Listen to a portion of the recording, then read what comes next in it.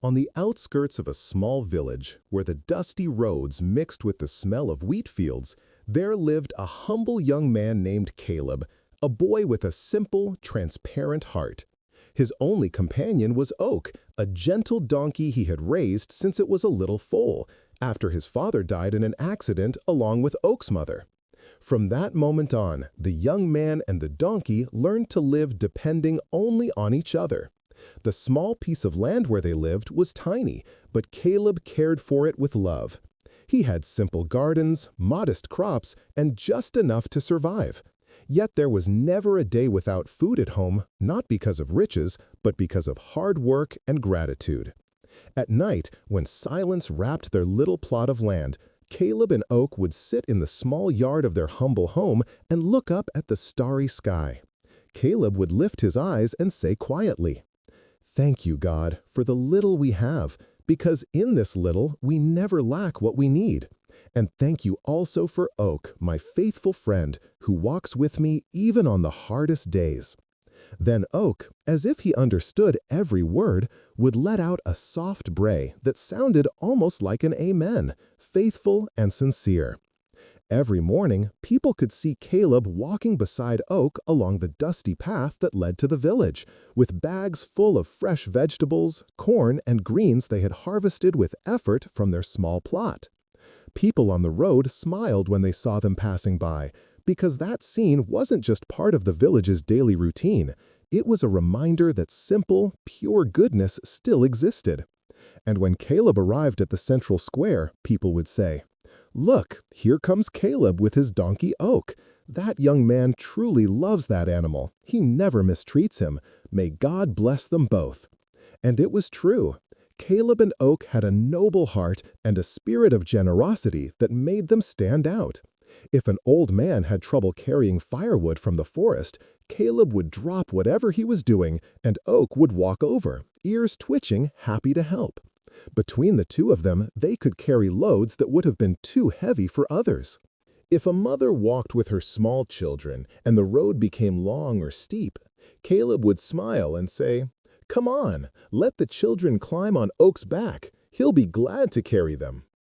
And Oak, proud and gentle, would stand very still so the children could get on, braying softly as if welcoming them. The little ones would laugh and pet him, and he would walk slowly so they wouldn't fall. He loved to help. It seemed that every act of kindness made him feel stronger inside. Even though Caleb was poor and lived only from his small crops, he always went to the village happy. He didn't sell just to survive. He sold to share what God allowed him to harvest. His heart was big. The villagers admired him deeply. "That young man is a good master," the elders said in the square, "and that donkey has a more noble soul than many men." The children would run toward Oak as soon as they saw him arrive. They petted him, gave him little fruits or pieces of bread, and he wagged his tail with joy, as if all of them were his family. For the village, Caleb and Oak were not just a young man and his donkey. They were a symbol of humility, kindness, and sincere love between a man and the animal God had placed in his path. But not every eye looked at that bond with kindness. On the neighboring farm, where resources were abundant, magnificent horses grazed, strong, shiny, and proud. Those horses made fun of Oak whenever they saw him near the fence. "Look, it's Oak," one of them snorted. "What's so strong about him? We've never seen him do anything great." Another added with disdain, "Your master is poor, and you eat wild grass from the hill. We live surrounded by rich lands and plenty. You will never be like us." Oak, with his humble spirit, only answered in his heart, "My horse friends, you enjoy vast lands and rich pastures, but your hearts are arrogant and proud. You mock me and my master because we are poor, but you don't understand that true wealth is not in what you have, but in how you live. One day you will see that dignity doesn't need gold or a strong body, only a heart that is willing to do good, and that is what God rewards." The other horses snorted with laughter. "Oak, always with those ideas. What good is a noble heart? Do you really think that by helping others you will receive some kind of reward? The world is not like that. But Oak, without getting angry, kept his calm gaze. I'm not looking for rewards, he thought. Helping is an honor all by itself. Maybe you don't understand it now, but life always reveals who truly has value. And so Caleb and Oak lived on their small, humble piece of land, far from the pride and arrogance of the world, but surrounded by a deep peace that only those who work with a clean heart can know. Each day was simple but full of purpose. Every day brought an act of kindness, a helping hand, an unexpected favor, a smile shared with someone in need. While some people mocked their poverty, Caleb and Oak kept walking with their heads held high, because they knew what sustained them was not wealth, but gratitude. And even though they had no idea yet, destiny was quietly weaving the moment when that noble donkey and that humble young man would prove that true greatness always blooms where there is goodness. Meanwhile, several days' journey away, there lived a noble king who ruled over a prosperous land full of life. His people loved him not only for his wise decisions, but because he walked among them like one of their own. He listened to the farmers, visited the sick, and never allowed injustice to fall upon his kingdom. His leadership did not come from fear, but from the respect and affection his people had for him. This king had a daughter, Princess Clara, a young woman whose beauty was as great as the nobility of her soul. Her long golden hair shone under the sun like ripe fields of grain, but it was her heart that truly lit up the kingdom. Since childhood, she had shown a kind of compassion rarely seen in royalty. She visited humble homes, brought food to those in need, and listened carefully to people no one else seemed to hear. Many in the kingdom said Clara had her mother's face and her father's heart. She was as firm as the queen, yet as kind as the king. Children ran toward her whenever they saw her coming, because she always carried little gifts or gentle words that could calm any sadness. Old women blessed her as she passed. Merchants bowed to her not out of obligation, but because her presence alone made the day feel lighter. Clara loved walking through the palace gardens, where rows of roses grew in perfect lines and the fountains whispered as if telling ancient stories. But her favorite place was the forest surrounding the kingdom, a sanctuary of tall trees, fragrant paths, and clear streams. There she felt peace, as if nature spoke to her in a language only pure hearts could understand. However, that love for the forest also made the king worry. "My daughter," he would say, "the forest is beautiful, but wide and dangerous. Don't go too far." And Clara, with her sweet smile, would answer, "Father, God takes care of those who walk with good intentions." Even so, she usually took companions on most of her walks, except that one day, that single day when she decided to go alone. She had heard rumors of a needy family living on the other side of the forest, and her heart moved her to bring them help right away, without delay. She thought she knew the paths, believed she remembered the trails, but the forest, though beautiful, was treacherous for those who trusted themselves too much. A sudden storm darkened the sky, the paths turned into mud, and the sound of the wind erased every sign she might follow. Clara walked for hours trying to find some familiar sign, but all she managed to do was go deeper and deeper into the unknown. Night fell, then came dawn, then another night, and hope began to fade. Clara was hungry, cold, and her feet were wounded. Her torn dress showed how vulnerable she had become. Even so, she did not stop praying or clinging to her faith that God would place someone in her path who could help her. And so, lost, weak, and alone, the princess walked aimlessly toward a destiny she never could have imagined, one that would lead her straight to Caleb and Oak, the donkey who was about to prove that humble hearts are capable of deeds that change history. After 3 days lost, exhausted, and without strength, Princess Clara reached a lonely path between hills and dry bushes. She had arrived in the region where Caleb and Oak lived. She could barely stand, so she let herself sink down on the side of the road, leaning her back against a rock warmed by the sun. Her dress, once perfect, was now torn and dirty. Her hands trembled, and her dry lips whispered a prayer. "My God, let someone pass by here, even just one good soul." But that road was silent, forgotten, almost never used. The wind blew softly, as if trying to lull her to sleep. Clara closed her eyes for a moment, holding on to the hope that finally someone would find her. Then she heard voices, men's voices. 3 figures appeared between the trees, walking slowly. When they saw her lying next to the road, they stopped, surprised. "Look what we have here," one of them said with a crooked smile. "A beautiful young woman, and from her dress, she looks like she's from some royal family." Clara tried to sit up. "Please help me," she said in a weak voice. "I'm lost. I haven't eaten in days. I have no strength." The men looked at each other and let out low laughs. "Help?" one of them said. "Of course we'll help," he added, stepping closer with dark intentions. "Come with us. We'll take care of you."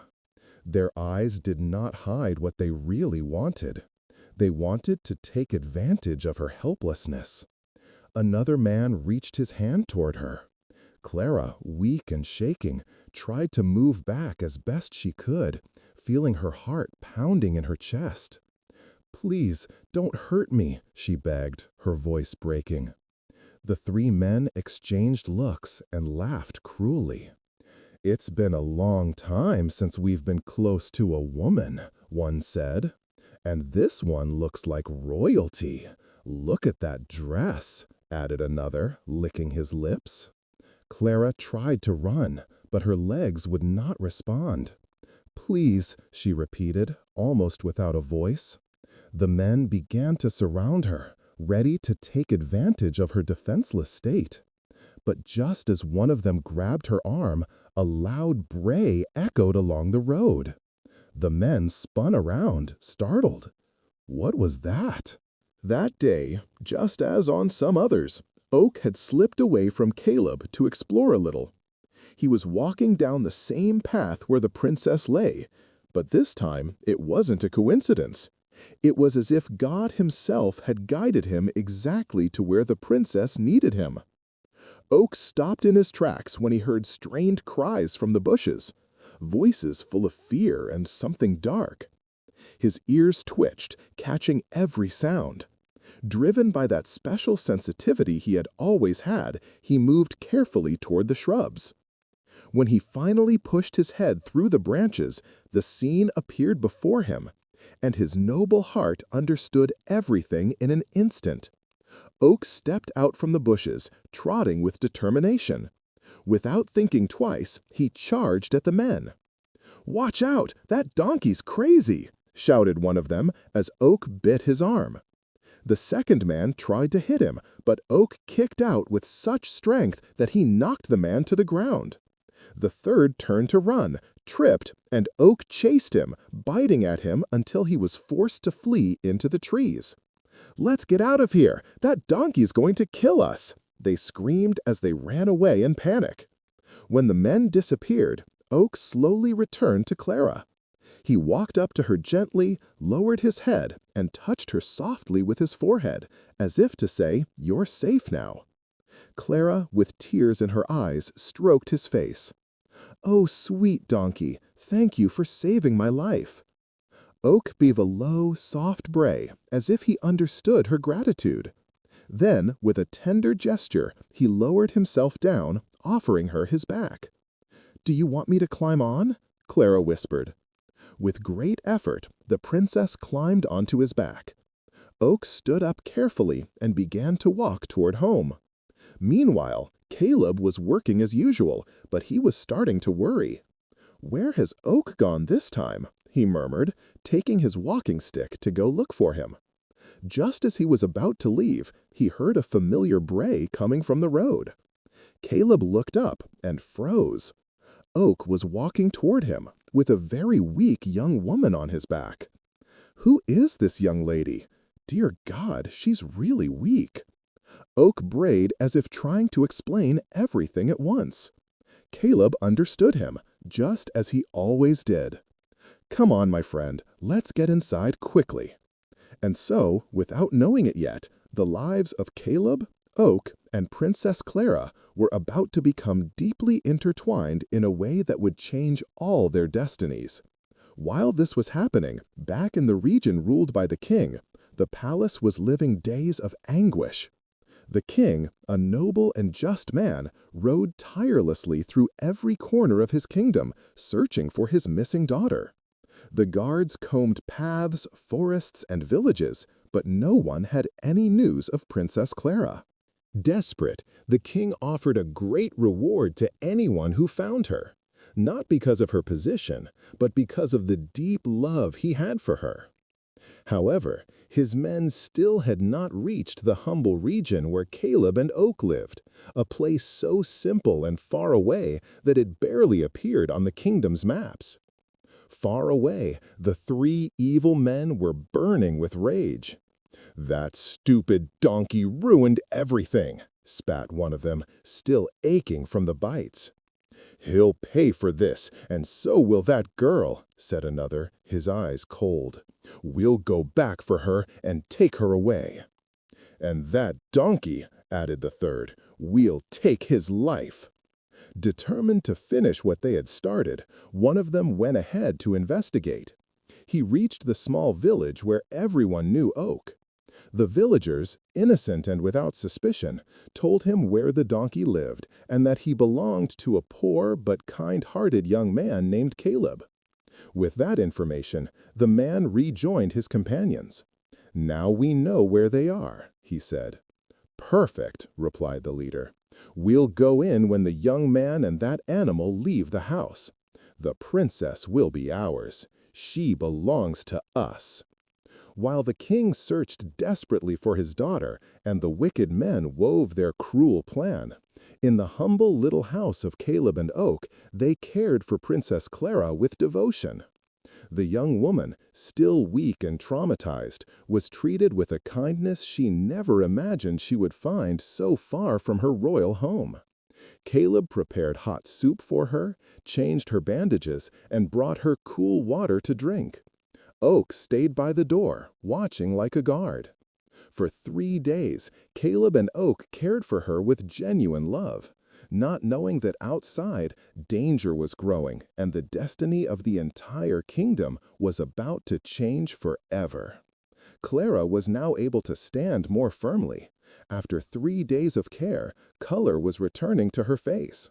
One morning, while Caleb was changing the bandages on her arm, she looked at him with a mix of gratitude and affection. "Young man, your donkey saved my life," she said softly, "and you have taken care of my wounds with such dedication." Caleb, a bit embarrassed, lowered his gaze. "It's the least we could do, miss," he replied. "Oak brought you here, and I just did what my heart told me to do." Clara looked at him more closely. Caleb was not only noble, he was also handsome in a simple way, strong, and there was a kindness in his eyes she had never seen in any prince or nobleman. Something inside her stirred. "What is your name?" she asked with a gentle smile. "My name is Caleb, miss," he answered. Then he patted the donkey. "And this is Oak, my best friend." "Thank you, Caleb," she said. "My name is Clara, and I am the daughter of a king, but I don't know exactly where I am. I only know that I got lost." Caleb's eyes opened wide in surprise. You're a princess? Then your father must be searching for you desperately. Yes, she answered. I'm sure he is, but I don't know how to get back home. Caleb smiled calmly. Don't worry, princess. You are safe here. Oak and I will take care of you until we find a way to bring you back. Clara felt a warm feeling in her chest. He made her feel safe in a way she had never experienced before. Caleb, too, felt something special for her gentleness and honest gaze, but he stayed quiet. His humble heart did not know how to be bold. That afternoon, Caleb got ready to go out. Princess, I'm going to the village to buy some supplies, he said. Please stay inside the house. I'll go with Oak and be back soon. Clara nodded. Be careful, both of you, she said. Caleb smiled, and Oak brayed softly as if saying goodbye. Then they left. That same day, the three evil men crept quietly up to Caleb's property.